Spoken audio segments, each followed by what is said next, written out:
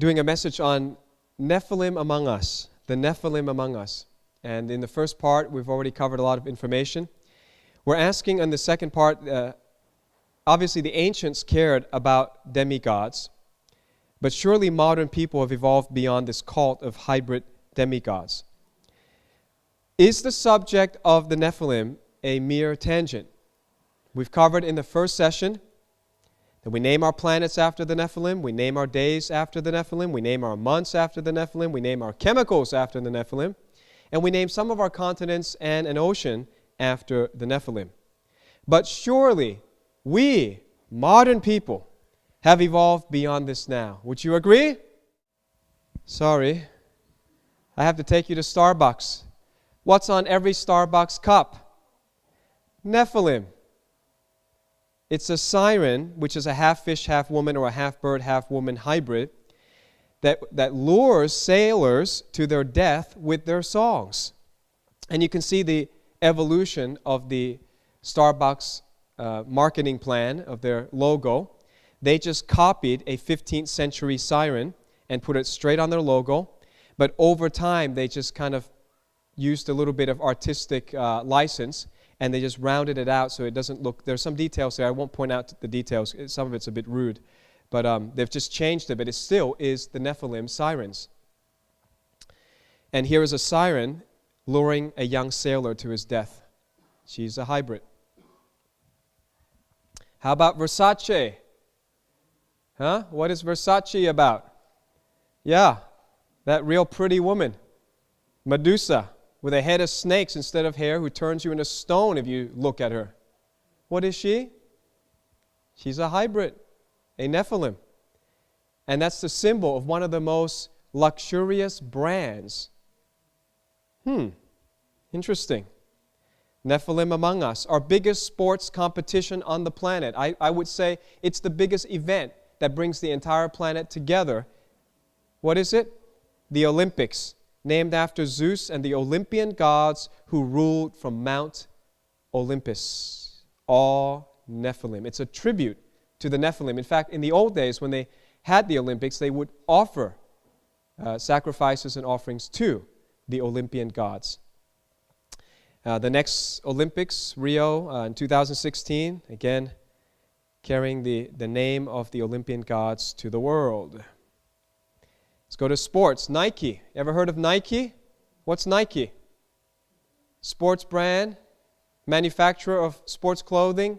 Wrong. It's Nephilim. Goddess of victory. She's a Nephilim. In fact, when I went to Ephesus, I saw this exact stone. This is Nike, the goddess of victory. Amazon. What's Amazon? You thought Amazon was a place that you go online to buy stuff, right? Wrong. Bunch of Nephilim, a race of female warriors whose name meant without breasts, Amazos in Greek, or killer of men. Isn't that nice? Some of them are hybrids of Ares or Mars and mortal humans. Who are they? They're a race of female warriors that would cut one of their breasts off so that they could fight more viciously. And the myth is they either cut the breasts off or they burn their breasts off. And they were feared everywhere, a race of female Nephilim. What's this? The Odyssey. You thought the Odyssey was a car. No, it's not. It's the Greek epic about Ulysses and the ancient hybrid Nephilim that he met all over the place. That's the Odyssey. What's your Achilles? Your Achilles tendon is a tendon that is named after the god, the demigod Achilles, whom Brad Pitt played in a movie. He's the hybrid son of goddess Thetis and Peleus, who is a friend, a mortal, a friend of Hercules. Now, Thetis tried to make him immortal by dipping him in the river Styx. Remember the river that separates our world from hell? But the part by which he held him, which was his ankle, was left vulnerable.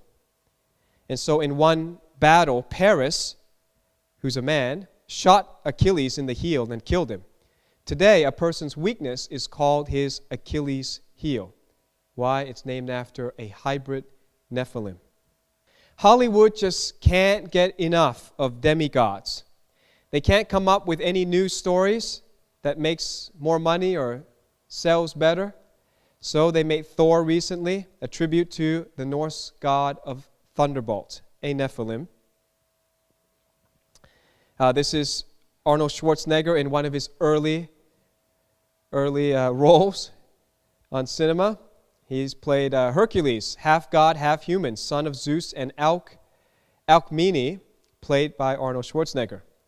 And a movie that's coming up next year, Hercules again, it's going to be played by Dwayne Johnson, or The Rock, coming out August next year, 2014. They just can't get enough of these demigods. People like them.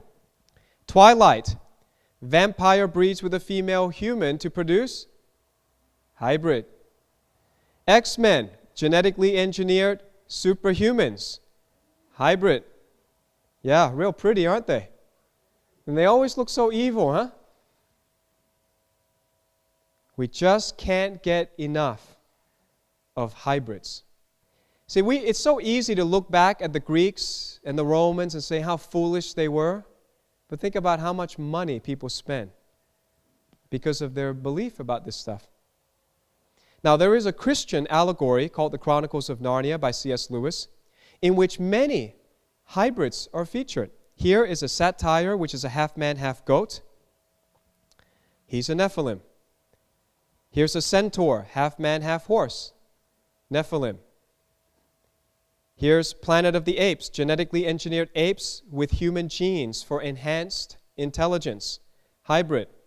They're making another one. Evolution becomes revolution. The rise of the Planet of the Apes. That hasn't come out yet, has it? I think that's coming out.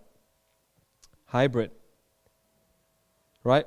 When aliens come in Hollywood movies, what do they want? They want human genes for manipulation.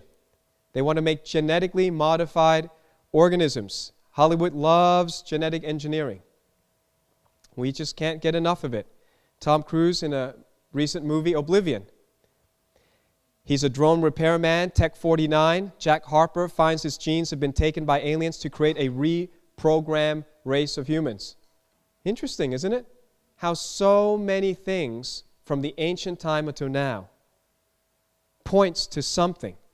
It points to something in the past that evidently happened according to the Bible, and it seems like something that is also on the horizon. Now the question is, why should Christians care? I've left this part to the second session. I normally do this part first where I give you scriptures, but I left it here because I thought I'd grab your attention first and show you how pervasive, how ubiquitous the Nephilim are in our lives. Are you convinced? Yeah, Nephilim are among us.